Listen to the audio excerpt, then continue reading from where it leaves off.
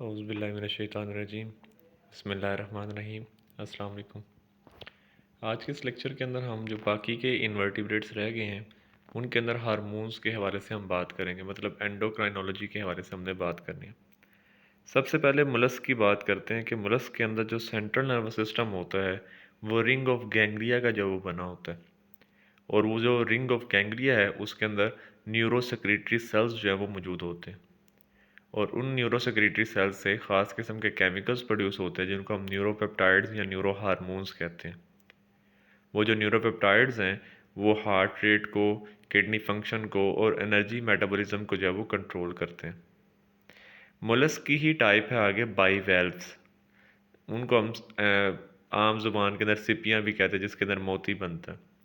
उनके इंटेस्टाइन के अंदर देखा गया है कि इंसुलिन प्रोड्यूस होता है, और उसमें भी वो इंसुलिन का सेम वही काम है कि वो कार्बोहाइड्रेट्स की जो रेगुलेशन है उसको कंट्रोल कर रहा होता है।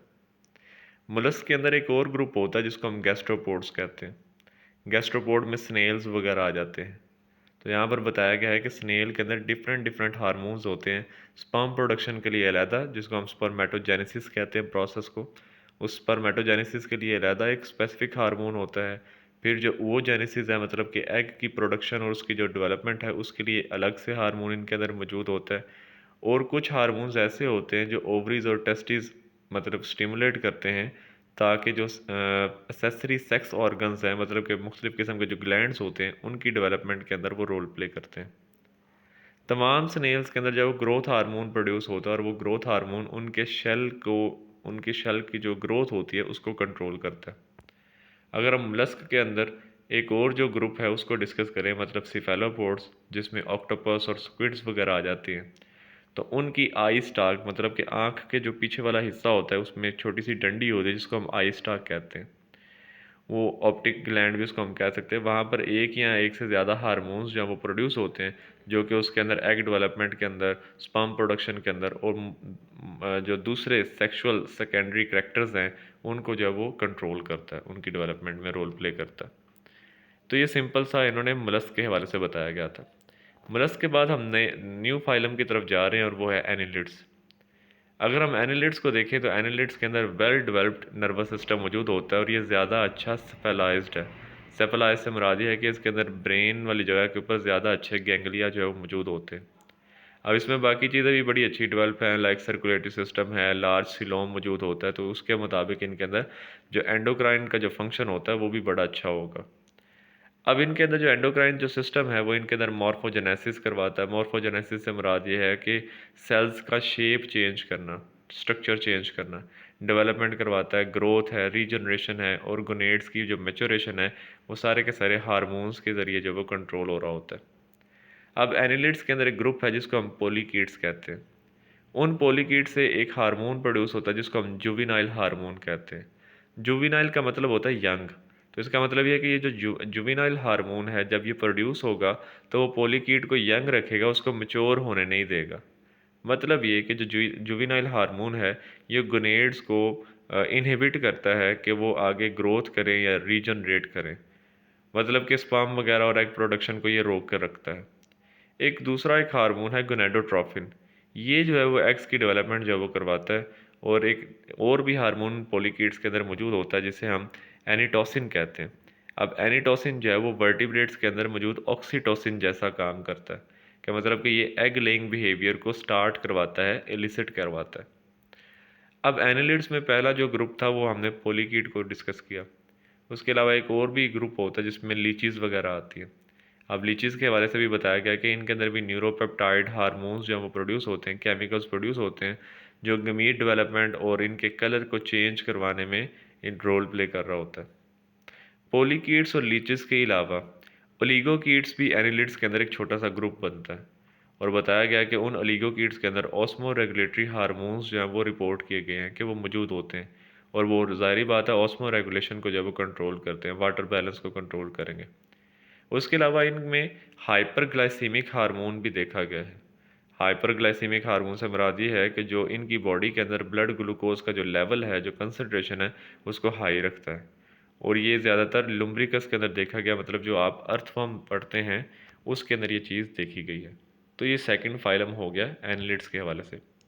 अब थर्ड फाइलम जो मेन है, जो कि डिटेल क्वेश्चन के अंदर भी आ सकता है, वो है आर्थ्रोपोड। आर्थ्रोपोड्स के अंदर जो है वो क्रस्टेशियंस और इंसेक्ट्स वगैरह आ जाते हैं। अब जब हम क्रस्टेशियन और इंसेक्ट्स को देखते हैं तो उनका एंडोक्राइन सिस्टम जो है वो बड़ी एक्सीलेंट एग्जांपल है कि किस तरीके से जो हार्मोन्स है वो मुख्तलिफ ग्रोथ के अंदर, मैचुरेशन के अंदर और रिप्रोडक्शन के अंदर रोल प्ले करते हैं। अब इसमें हमने दो चीज़ें पढ़नी हैं आर्थ्रोपोड्स के अंदर, एक एक्डाइसिस का प्रोसेस पढ़ेंगे और एक मेटामॉर्फोसिस का जो है वो प्रोसेस पढ़ना है। पहले हम एक्डाइसिस का प्रोसेस पढ़ने लगे हैं क्रस्टेशियन के अंदर, तो डायग्राम से ज़्यादा अच्छे तरीके से जो है वो पढ़ा जाएगा।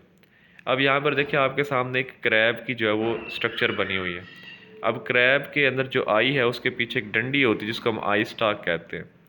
उस आई स्टाक के अंदर ख़ास किस्म के टिश्यूज़ होते हैं जिनको हम एक्स ऑर्गन टिश्यूज़ जो है वो बोलते हैं। मैं इसको थोड़ा सा जूम कर देता हूँ। अब उन एक्स ऑर्गन टिश्यूज़ के साथ एक छोटा सा ग्लैंड जो है मौजूद होता है जिसको हम साइनस ग्लैंड जो है वो बोलते हैं। एक्स ऑर्गन जो होता है इसमें से एक हार्मोन प्रोड्यूस होता है जिसका नाम है मोल्ट इनहिबिटिंग हार्मोन, जिसकी शॉर्ट फॉर्म MIH है।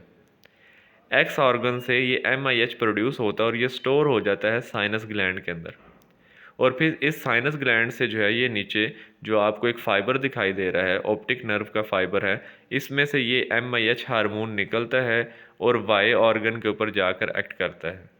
ये जो वाई ऑर्गन है ये मैक्सिला की बेस के ऊपर मौजूद होता है और जब जब इस वाई ऑर्गन के ऊपर MIH एक्ट करता रहेगा तो वाई ऑर्गन से इसका जो हार्मोन है एक्डाइसोन वो नहीं बनेगा और इसके अंदर मोल्टिंग का प्रोसेस नहीं होगा। तो जैसे ही मोल्टिंग होनी होगी तो एक्स ऑर्गन जो है वो MIH बनाना बंद कर देगा और जब MIH नहीं बनेगा तो फिर वाई ऑर्गन जो है वो एक्डाइसोन बनाएगा और उस एक्डाइसोन की वजह से फिर इस क्रैब के अंदर एक्डाइसिस का प्रोसेस शुरू होता है। अब इसको ज़रा हम यहाँ पर देख सकते हैं, ये बड़े आसानी से एक हमारे पास फ्लो शीट जो है वो बताई गई है। अगर हम पहली लाइन देखें तो उसमें बताया गया है कि जब अप्रोप्रिएट स्टिमुलस मौजूद नहीं होता तो जो न्यूरोसेक्रेटरी सेल्स हैं एक्स ऑर्गन के वो एक्टिव रहते हैं और MIH प्रोड्यूस करते हैं। वो जो MIH है वो एक्सोन की मदद से ट्रांसपोर्ट किए जाते हैं कहाँ पर, साइनस ग्लैंड के अंदर, और वहाँ पर स्टोर कर लिए जाते हैं। फिर वहाँ से ये MIH जो है वो रिलीज़ किया जाता है और ये एक्ट करता है जाकर वाई ऑर्गन के ऊपर। और जब वाई ऑर्गन के ऊपर एक्ट करता है तो वाई ऑर्गन जो है एक्डाइसोन नहीं बनाता जिसकी वजह से मोल्टिंग नहीं होती। लेकिन जैसे ही प्रॉपर टाइम आ जाएगा और प्रॉपर स्टिमुलस जो है वो मिलना शुरू हो जाता है बॉडी के अंदर से भी और बाहर का जो इन्वायरमेंट है, एक ख़ास सीज़न शुरू हो जाता है मोल्टिंग का, तो वो ब्रेन को जो है वो सेंट्रल नर्वस सिस्टम को मैसेज पहुंचता है और जब सेंट्रल नर्वस सिस्टम को मैसेज पहुंचता है तो वो MIH बनाना बंद कर देता है, इनहिबिट कर देता है। और जैसे ही एक्स ऑर्गन से MIH नहीं बनेगा तो वाई ऑर्गन जो है वो अपना हार्मोन एक्डाइसोन बना सकेगा और यही जो एक्डाइसोन है ये आगे मोल्टिंग को इनिशिएट करता है, मतलब एक्डाइसिस करवाना शुरू कर देता है। तो ये बेसिकली क्रस्टेशियंस के अंदर सारा प्रोसेस है कि किस तरीके से एक्डाइसिस होती है। तो हम पूरा जो टॉपिक है वो इन दो फ्लो शीट से जो है वो बड़ी आसानी से समझ सकते हैं। उसके बाद अगर हम देखते हैं तो हम इंसेक्ट्स के अंदर किस तरीके से इस एक्डाइसिस के प्रोसेस को जो है वो देखेंगे। यहाँ पर हमारे पास एक इंसेक्ट का जो है वो बेसिकली नर्वस सिस्टम थोड़ा सा दिखाया गया है, जिसके अंदर आप देखें कि ब्रेन आपको दिखाई दे रहा है, उसके ऊपर ऑप्टिक लोब्स हैं, उनके अंदर ख़ास किस्म के जो है वो न्यूरोसेक्रेटरी सेल्स होते हैं। फिर इसके अंदर मुख्तलिफ गैंग्लिया है जिसमें कॉर्पोरा कार्डियाका और कॉर्पोरा एलेटा और नीचे प्रोथोरेसिक ग्लैंड जो है वो मौजूद है। अब इन सभी का फंक्शन जो है वो आपको समझ में आ जाएगा, हम इसके लिए भी ये फ़्लो शीट जो है वो पढ़ेंगे। अब इसमें जो पहली लाइन है वो एक्चुअल में मोल्टिंग से रिलेटेड है और जो दूसरी लाइन है वो मेटामॉर्फोसिस से रिलेटेड है। मोल्टिंग वाली समझ लें, बड़ी आसान सी है कि जब तक अप्रोप्रिएट स्टिमुलस मौजूद होता है तो सेंट्रल नर्वस सिस्टम को मैसेज मिलता रहता है। जब तक सेंट्रल नर्वस सिस्टम को मैसेज मिलता है तो वो ब्रेन के जो न्यूरोसेक्रेटरी सेल्स हैं वहाँ से एक हार्मोन रिलीज़ होता है जिसको हम एक्डाइसोट्रोपिन कहते हैं। वो जो एक डाइसोट्रोपिन है जो कि ब्रेन से रिलीज़ हो रहा है, न्यूरोसेक्रेटरी सेल्स से प्रोड्यूस हो रहा है, उसको एक्सोन की मदद से ट्रांसपोर्ट किया जाता है किसके पास, कॉर्पोरा कार्डियका के पास। और वो जो कॉर्पोरा कार्डियका है उससे एक हार्मोन प्रोड्यूस होता है जिसको हम थोरैकोट्रोपिक हार्मोन कहते हैं। ये जो थोरैकोट्रोपिक हार्मोन है ये जाकर स्टिमुलेट करता है प्रोथोरेसिक ग्लैंड को और उस प्रोथोरेसिक ग्लैंड से प्रोड्यूस होता है एक्डाइसोन और अगेन जब एक्डाइसोन प्रोड्यूस होगा तो इससे मोल्टिंग जो है वो इनिशिएट हो जाती है। आप ये सारी चीज़ें यहाँ पर देख सकते हैं कि किस तरीके से जो ब्रेन की जो ऑप्टिक लोब्स हैं वहाँ पर न्यूरोसेक्रेटरी सेल से एक डाइसोट्रोपिन रिलीज़ होना है, वो जाएगा कॉर्पोरा कार्डियाका के पास। कॉर्पोरा कार्डियाका से थोरैकोट्रोपिक हार्मोन रिलीज़ होना है, और जो थोरैकोट्रोपिन हार्मोन है वो नीचे मौजूद प्रोथोरेसिक ग्लैंड के ऊपर एक्ट करेगा, और वहाँ से एक्डाइसोन जब बनेगा तो उसमें एक्डाइसिस हो जाएगी। अब जो दूसरी चीज़ यहाँ पर हमने सीखनी है वो ये है कि इसके अंदर मेटामॉर्फोसिस का प्रोसेस कैसे होता है इंसेक्ट्स के अंदर।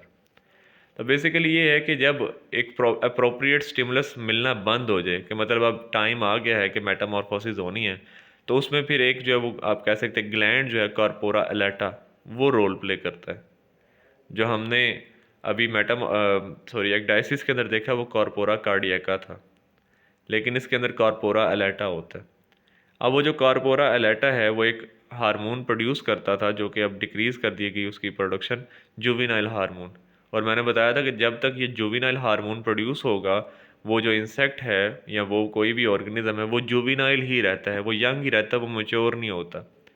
तो क्योंकि मेटामॉर्फोसिस एक मैच्योरिटी की तरफ स्टेप होता है, तो इसमें सबसे पहले उस जुवेनाइल हार्मोन को रोका जाता है, डिक्रीज़ किया जाता है, और वो कहाँ से प्रोड्यूस हो रहा है, कॉर्पोरा एलेटा से। जैसे ही वो जुवेनाइल हार्मोन का लेवल कम होता है, तो लार्वा जो है वो प्यूपा के अंदर चेंज हो जाता है। प्यूपा से फिर कोकून बनता है, और कोकून के बाद जो है वो उसके अंदर एक्डाइसोन प्रोड्यूस होता है, और एक्डाइसोन से फिर आगे सारी जो है वो उसकी ट्रांसफॉर्मेशन होती है, और उससे वो एक एडल्ट के अंदर कन्वर्ट हो जाता है।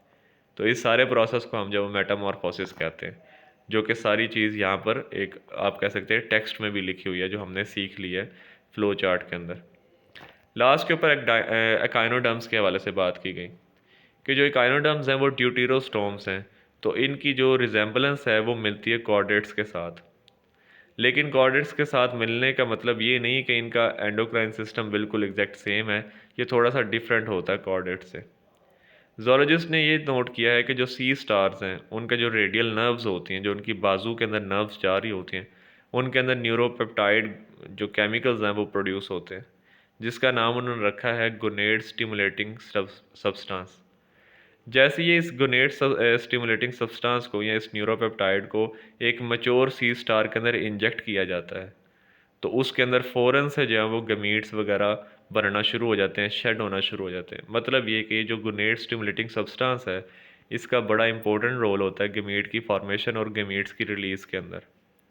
और लास्ट के ऊपर ये है कि इन न्यूरोपेप्टाइड केमिकल्स के अंदर एक और हार्मोन भी है, जिसको हम मेचोरेशन इंड्यूसिंग सब्सटेंस कहते हैं। ये जो मेचोरेशन इंड्यूसिंग सब्सटेंस है, ये उनके रिप्रोडक्टिव सिस्टम के ऊपर मुख्तलिफ़ किस्म के इफ़ेक्ट्स जो है वो शो करता है।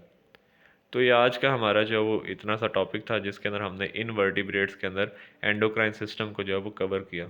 इसमें जो मेन डिटेल क्वेश्चन है वो अगेन आर्थ्रोपोड वाला बनता है, जिसके अंदर क्रस्टेशियंस की एक डाइसिस है, इंसेक्ट्स की डाइसिस है, और इंसेक्ट्स की मेटामॉर्फोसिस है। तो इससे रिलेटेड कोई भी क्वेश्चन वगैरह हो तो आप नीचे कमेंट सेक्शन में पूछ सकते हैं, या क्लास के अंदर भी हम डिस्कशन कर सकते हैं। तो आज के लिए इतना ही। तो मेरी तरफ से सब लोगों को अल्लाह हाफिज़।